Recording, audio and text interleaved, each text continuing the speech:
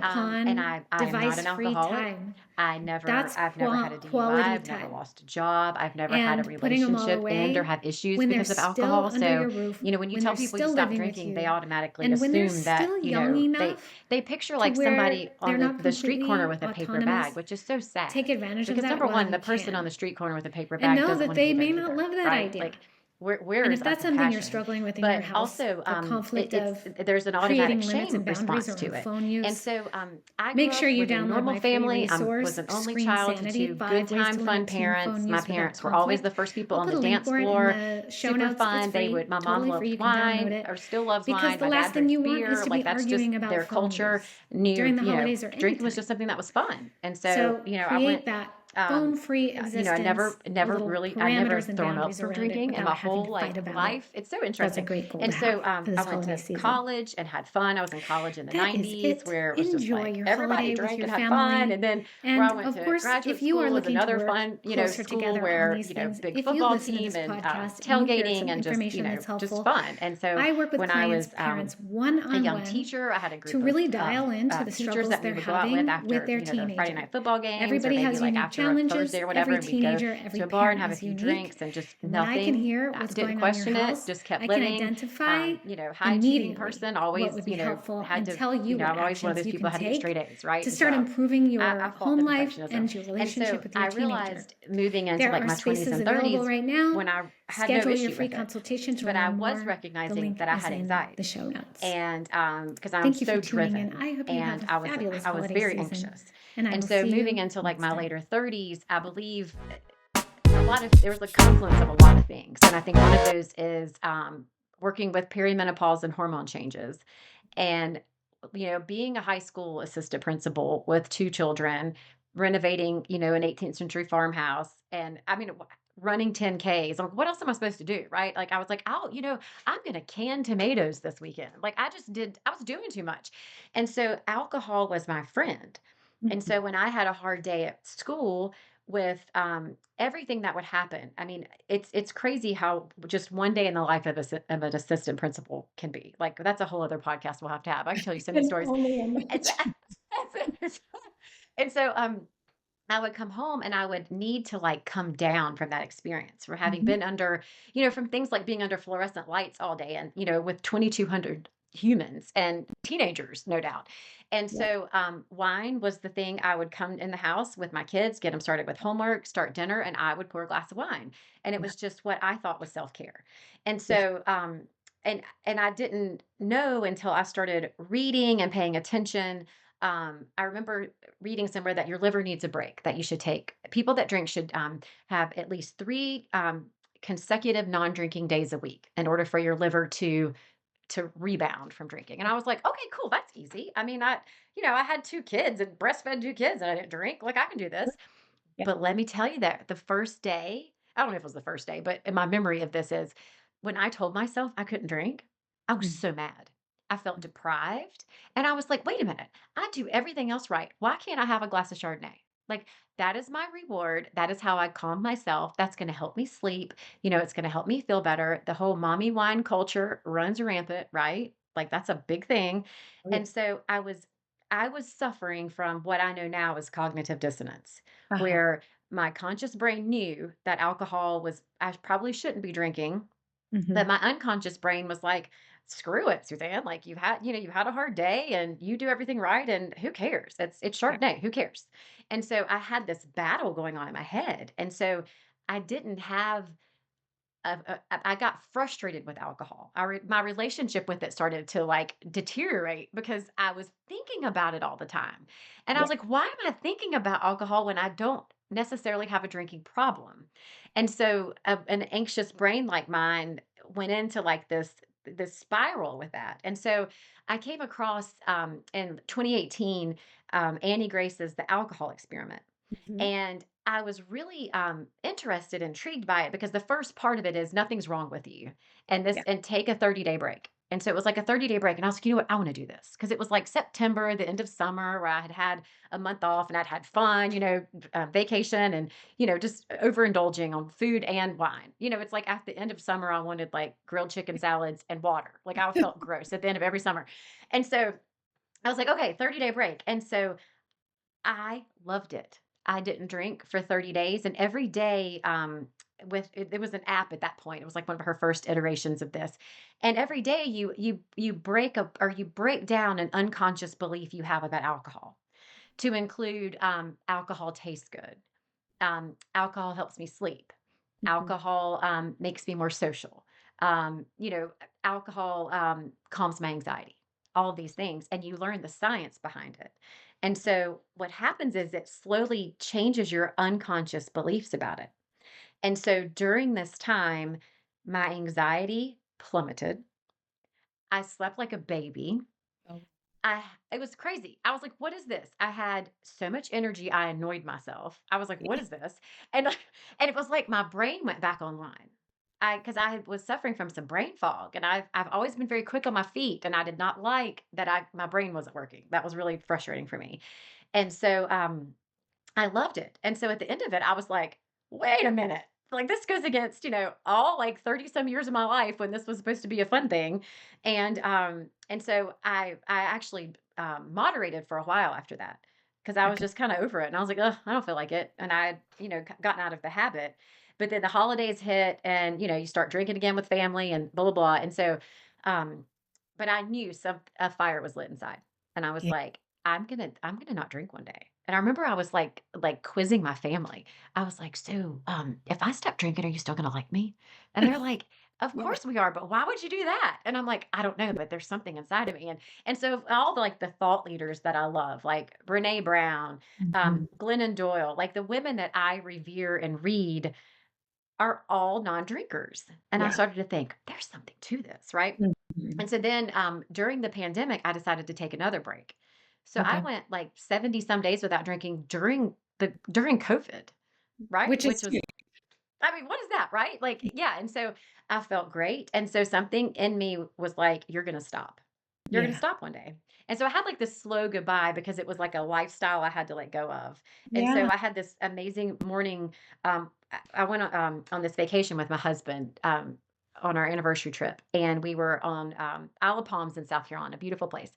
And Mhm. I had such anxiety that weekend. Like it was like this burning just panic inside of me. And I had no reason to be anxious. I was with my favorite person on the planet. My Mhm. kids were safe at my house with my dogs and my in laws.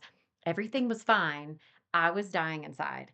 Went out on the beach one morning, couldn't sleep, left my husband because I was like, just sleep because I'm rolling around like a crazy person. So I went on the beach and I was walking and I was like, what is wrong with me? I am an anxious mess. And I don't know, Jennifer, it was the most beautiful moment of my life. And the sun was coming up, and I had this peace just land on me. And I thought, Suzanne, you never let anybody else down in your whole life. You don't let your husband down. You don't let your kids down. You don't let your students down, the teachers. Like you work, work, work. Why do you keep letting yourself down? And I was like, I'm not anymore. I've got my own back. And that was it. And that was over 2 years ago. And so it's been like the strangest journey, but most beautiful journey of my life. And so I've learned how to actually coach people through stopping drinking alcohol through this whole process. I'm a certified This Naked Mind coach, which is, who knew? Yeah. That's incredible. And it all really starts with curiosity around things and awareness. Just Yes. like what you're teaching your clients that you work with on anxiety, it works the same way with everything.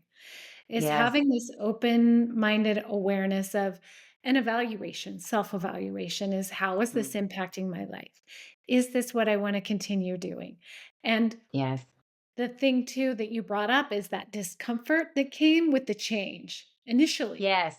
Even though it was something you were doing on purpose and you wanted, there was like alarms going off. Like, and same thing with the high achieving, perfectionistic, Hmm. very motivated, the one who does it, especially women who are the nurturers and do it all, take Yes. care of the house and the kids and everything. I Right. deserve this glass of wine. I worked hard Hmm. and I need this break. And Yes. then even if you're consciously deciding, this is not serving me, I'm just going to, give it a break, you still have that voice in your head. Well, gosh, well Right. what the heck do I get if I don't get this? Like I deserve something, Right. right? Yes. And to be able to experience and witness that discomfort with curiosity and compassion Hmm. and continue forward, even though you know that discomfort is there and it's pushing against, right? The Yes. willingness or the desire to change. Right. So, And I think I had to come to terms with that part of me that she thought the drinker in me thought she was taking care of me. she thought that part of me was like, Suzanne, you have worked hard. This is your boundary. This is, you come home. So now you can be a mom and Yeah. not be an assistant principal. Yeah. Now you can relax. It's like, now you can go on vacation. You're on vacation now. It's not vacation until you pour your first drink. Right. And so, yeah, it was like this part of me was what she was protecting me and doing what she knew that she thought was best for me. And Yeah. so, and I think a lot of people, when they first like stop drinking, they'll name the the craving or the drinker. Like they'll name her like the wine witch or like because you name that other part. And so I never liked that because I didn't think it was a bad thing. Like I didn't know what I didn't know. Yeah. Even as like an educated person, I didn't know. So it's very interesting how that works. But so accepting that girl inside of me was trying to calm my anxiety and learning that alcohol makes your body create crazy levels of cortisol, which Mhm. is the stress hormone. And so, but that doesn't happen until hours after you've consumed the alcohol. So Mhm. alcohol is a depressant, but your brain's always searching for homeostasis. Like your brain wants to be balanced. And Mhm. alcohol is the depressant. Well, it's a depressant and a stimulant. It's all the way around. It's not a good thing, but your brain responds and produces like dynorphin, which is this chemical. It's like actually a peptide that has reactions in your body, and then cortisol is produced later. So that's why, like, if you wake up at 3 in the morning after drinking, you have to go to the bathroom, and then your mind just is an overdrive. And it's Yeah. because your body is responding to the depressant with the stimulant, just Right. for that because it wants the balance. And so the next day anxiety is real. Like a Yeah. hangover with anxiety is a real Yep. thing. And I never had like debilitating hangovers because I didn't drink enough for that. So I had when I did drink, I'd have like micro hangovers, right? Yeah. So it was like this little it was just enough where I was tired and Mhm. where and it would just amp my anxiety up just a little bit, but I didn't understand that it was the alcohol that was causing that. And Yeah. so, like you said, the curiosity around it, the awareness and approaching it with no shame. Mhm. And yeah. That's really what it is, and this is how my listeners, if they're listening and they're nodding their head, yeah, I totally relate to all of this. And of course, this is a podcast for parents of teenagers, but the thread does interweave between Yes. parental behavior and teen behavior. So if Mhm. teenagers are raised in a family where drinking is normalized, and again, there's no judgment. I'm not saying that drinking is Right. bad. You can't drink. If you drink, you're bad. But what I'm saying is that to be aware of if you are drinking, the impact it's having on you, and then Mhm. also the impact it's having on your kids.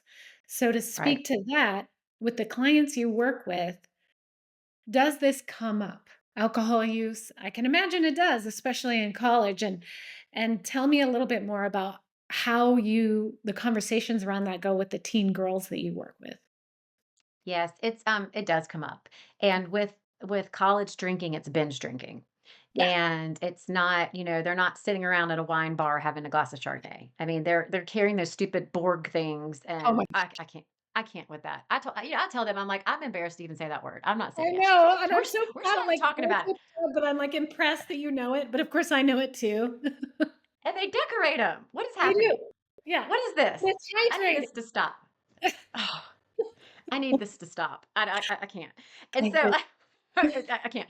And so binge drinking is so damaging. And it's damaging because first of all, you are ingesting a neurotoxin, which is taking away your ability to make good decisions, and it's taking away your inhibitions. And so girls put themselves in these situations where they, sometimes they'll wake up places where they didn't remember going to sleep, and or the next morning they will have forgotten a several hour period. And these blackouts are harmful and on many levels, Yeah. but not knowing what you're doing is a big deal. Yeah. And also having girls understand that their brains are still forming through the Mm. age of like 22, 23. And Yeah. so when you introduce, ethanol, because that's what alcohol is, like we just Mhm. add sugar and things to make it taste good, but it's ethanol and it's a neurotoxin and it's a carcinogen. It's all the bad things, right? But it's Yeah. sold to us as something that is good and it's what people do and the pressure is there. But it goes back to what you so sagely said a little while ago. It's about curiosity, and it's about being curious about when you drink, how you felt when you drank, Like I don't tell the girls to stop. I'm like, you do you, honey. Like, and I don't tell anybody to stop drinking. Like, it's your life. You do what you want. And I just because I haven't had alcohol in 2 years doesn't mean like 2 years down the road, if I'm in Italy, I'm not gonna have a glass of wine, right? Like I'm not, you know what I'm saying? Like I don't even I just wanted to be free of thinking about it. And so I don't think about it, and that's what I like. But so I tell the girls, be curious. Like before you drink, think about how you feel. After your first one, how are you feeling? After your second, however many, pay Yeah. attention to the people around you, how they're acting. And then the next day, I want to talk to you about how you feel. And do you have regret? How does your body feel physically? How is this affecting your studies? Because, kids are going to class super hungover or not Yeah. going at all. And Mm. they're just like, they're cognitively not there because their brains are, processing this chemical, or Yeah. this, and it's so it begins with curiosity, and as with all things with teenagers, they gotta think it's their idea, right? They have to Yep. come to the conclusion on their own, and Right. so I'm more of like a guide, Uh-huh. and here's some information. Think about this. What do you Yep. think about this? Mm. And I like to break down the unconscious beliefs. Mm. Um, for instance, like alcohol tastes good, right? Yeah. Like we go back to, the first time you tried it, how did it taste? They're like, oh, Yeah. Susanna, it was nasty. Ugh," and I'm Uh-huh. like, well, I remember the first time I like sipped my dad's Coors Light and I was like, oh my God, it's like What vinegar. is this? And it's so gross, right? So we talk about the taste. And then I tell them about my great uncle Max, who said that if we drank for the taste, we'd all be drinking chocolate milkshakes. That's a And good point. so, yeah. And so we just kind of, unpack the unconscious beliefs. And Yeah. it's a slow process, but like I said before, the girls have such discernment and they want to Mhm. be healthy. And I have found too that this generation is a lot more health conscious and they are a lot more conscious of the negative effects of alcohol. And I have Mhm. girls reach out to me that say, Suzanne, I don't drink. And thank you for talking about how it's Mm. okay. And thank you for, celebrating that there you can have as much fun or a lot more fun by not Yeah. drinking. And Yeah. so I'm really proud of this generation. Yeah. Um, because I I don't even remember people in college who didn't drink. I mean, if that's so they sad were about it. there, I didn't hang out with them. I don't know. It's so bad. I bet they were there having fun. I mean, yeah. So I all of these strategies that you're using with your Mhm. clients, these are direct strategies that I am nodding my head in agreement parents can use with their teen. Because like Yes. you said, it needs to be the teenager's idea to Yes. not do it. Whereas if you say you can't drink, if you do this, you're going to be in big trouble. Teenagers are gonna do what they're gonna do, and if Yes. they know that they're gonna get in trouble, they're just gonna lie and hide. They You are. don't want that. And so to be able to take the coach approach, TM, I just created this, Yeah. and let them know, "Hey, listen, you're gonna make these decisions, Mhm. but being able to walk them through the awareness. Some teenagers may be willing to do that with their parents, some may not, which is why it's Right. so great to have an outsider, a trusted adult that they could Yes. process these things with. It's so incredibly amazing. And to be able to do that with something that has such strong assumptions associated with it and judgments like Mhm. alcohol and going to a party. And if you're not drinking, then what does that mean about you and the discomfort? And being able to plan in advance and talk about how to handle the discomfort of being the only person at the Yes. party who's not drinking, how to handle what people ask you, why you're not drinking. And this Yes. applies to adults and the teens, Yes. and This crosses the lines. Yeah. it This is really all the does. humans. Uh-huh. Yeah, and just like what you said when you were talking about how you made the decision to stop drinking, then you became somebody to help walk people through that as well. Mhm. And it's the same thing you're doing with the girls that you work with. To be able to support someone through something, you need to know and be able to empathize and understand and potentially have gone Mhm. through it yourself.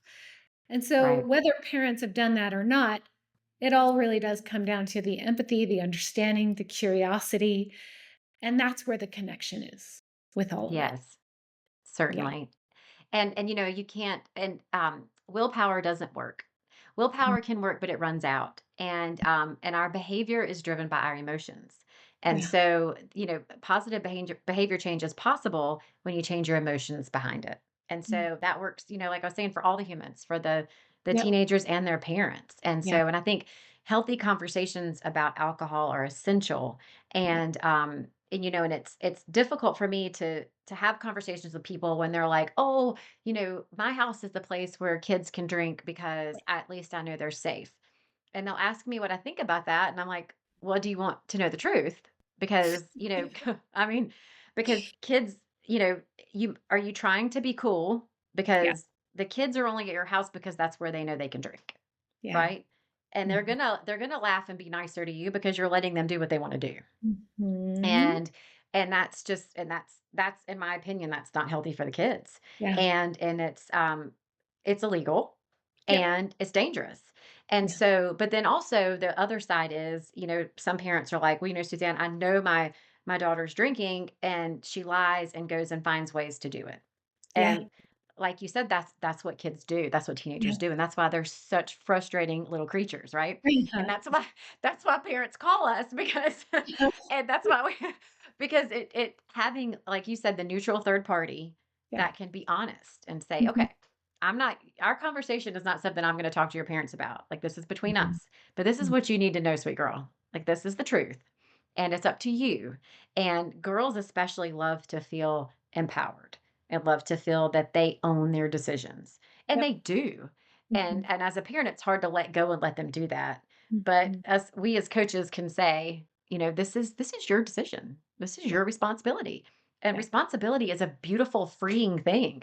Yeah. Like, you're able to do this. You're able to make this yours. Yeah. And yeah, That's such a great way of putting it. And it really does come down to sending the message that ultimately you are the one in charge of what you decide to do and what you decide not to do in anything. right. And that's what these conversations are all about. And I sense that you and I could probably talk for hours on Yes. all of these topics. Absolutely. And but we've touched on some really important things here, and I am so glad that you came on and shared your story and that your strategies that you use with the girls. And of course, I'm going to put the links to everything so people can know how to find you and reach you in the show notes and everything. But if someone is hearing this and thinking, I really would like to work with her, tell me how you work with people and just give a little overview of that, what that might look like. Okay. I work with teenage and college girls, so ages like 13 to 23. And I offer coaching packages where we have one on one sessions via Zoom. And then I also have communications with the girls between sessions. And the three pillars of my business are self compassion, self reliance, and self confidence. So those are the three pillars we work on. And we begin with self compassion because that's the place, where we all have to come to terms with we are who we are and we're going to love who we are and we're going to accept. And then self-reliance is the next step because I love when girls realize they have their own backs. Mhm. And that's part of my passion of doing this, because like I said, it took me 40 some years to figure it out. So I'm like, I want you to learn in your teens, because can you Right. imagine knowing that at their age? It's so exciting. Mhm. And then, self-confidence is the third pillar, and that's something we'll work on, I think, until we die. But Yep.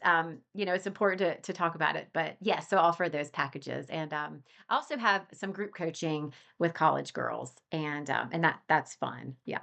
Okay. Well, fantastic. Well, thank you for coming on. Thank you for sharing your story. Thank you for sharing your tools and strategies. This has been a really great conversation, and I really appreciate you taking the time to be here. I've loved it. Thank you, Jennifer.